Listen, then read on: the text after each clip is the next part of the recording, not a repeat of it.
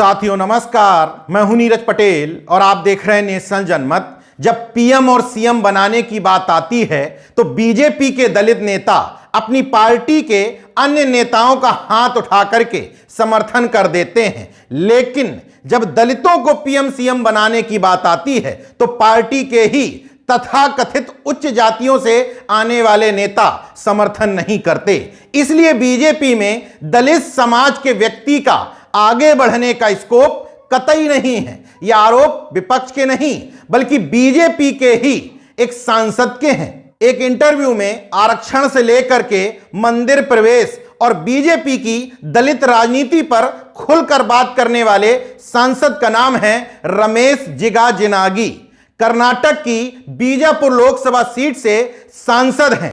70 बरस से जब भी प्राइम मिनिस्टर बनता है दिल्ली में दलित लोग हाथ उठाते हैं। जिस राज्य में वो जो लोग रहते हैं, जब भी मुख्यमंत्री बनता है वो बड़े समाज लोगों के लिए दलित लोग हाथ उठाते हैं। जब भी दलित होने का वक्त आता है कोई भी हाथ नहीं उठाते है। कितना ये सोचने का बात है, आप ही बोलो। दलित का विषय आ गया तो ये बड़े समाज के लोग दिल क्यों नहीं बड़ा करते हैं, ये बहुत मुझे बुरा लगता है।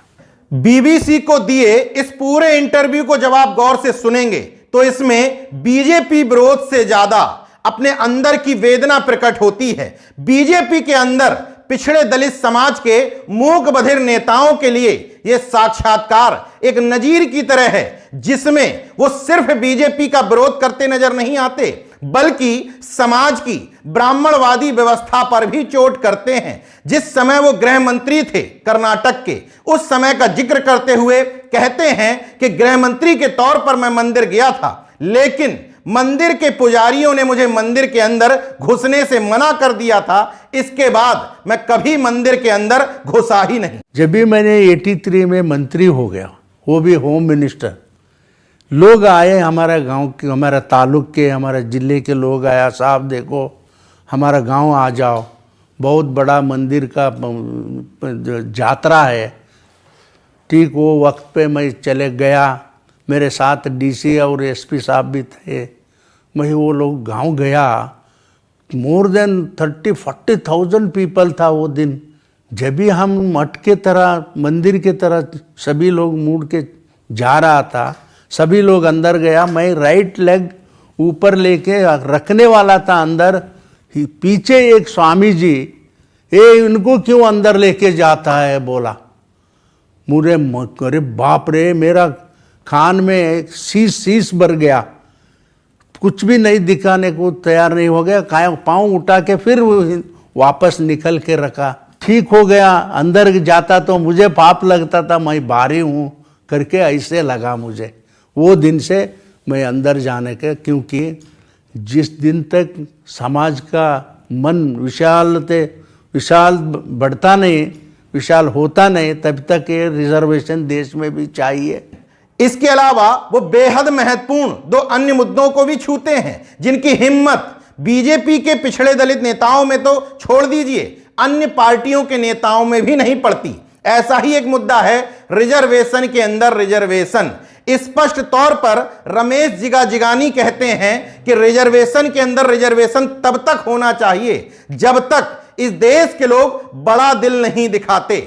जातिवार जनगणना का भी खुले तौर पर समर्थन करते हैं। एक और महत्वपूर्ण बात कहते हैं कि दलित समाज की मजबूरी है कि वो किसी न किसी के समर्थन में निजी तरक्की के लिए वोट दे देते हैं, लेकिन अब राजनीति में विचारधारा की बात कतई नहीं होती।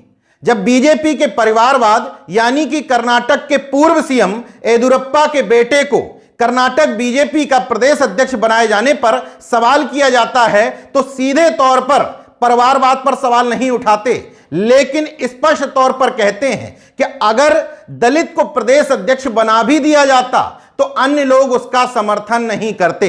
यहीं पर कहते हैं कि ब्राह्मणों से मुझे उतनी तकलीफ नहीं, लेकिन ब्राह्मणवाद को मैं कतई पसंद नहीं करता।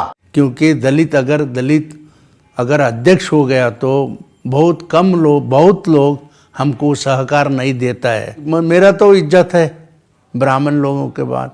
लेकिन ब्राह्मणिज्म बोलते हैं ना, वो थोड़ा मुझे भी थोड़ा ठीक नहीं लगता है। बीजेपी के तमाम पिछड़े दलित नेताओं के मुंह से इतना निकलने में ही हलक में जवान सूख जाएगी। इसका मतलब सीधे तौर पर रमेश जिगाजिगानी बीजेपी के शीर्ष नेतृत्व यानी कि मोदी अमित शाह के दलित प्रेम को दिखावा बताते हुए उनको चुनौती भी दे रहे हैं। नेशनल जनमत सिर्फ विरोध करने के लिए विरोध नहीं करता। यहां पर जिगाजिगानी ने जो कहा वो बीजेपी के विरोध से ज्यादा एक सिस्टम का, ब्राह्मणवाद का विरोध है और यह हर पार्टियों के भीतर हो सकता है। वो कहिए कि रमेश जिगाजिगानी ने इतनी हिम्मत की कि बीजेपी में रहते हुए मोदी शाह की तानाशाह जोड़ी के सामने भी खुल करके अपने मन की वेदना और दलितों के प्रति बीजेपी में किस तरह का व्यवहार किया जाता है उसकी पोल खोल करके रख दी है। अन्य नेताओं को भी कम से कम अपने पद का लालच छोड़ते हुए समाज के मुद्दों पर मुखर होकर बोलना चाहिए। जब संख्या तादाद ठीक ठाक होती है तो आपको शांत कराने के लिए समाज को प्रतिनिधित्व और वास्तविक हिस्सेदारी मिलती है, वरना अगर एक शख्स बोला तो उसके खिलाफ कोई गुलाम मुखौटा तैयार करके उसकी आवाज दबा दी जाती है। देखते रहिए नेशनल जनमत, जागरूक और सजग बने रहिए। जय विज्ञान, जय संविधान, जय लोकतंत्र। धन्यवाद।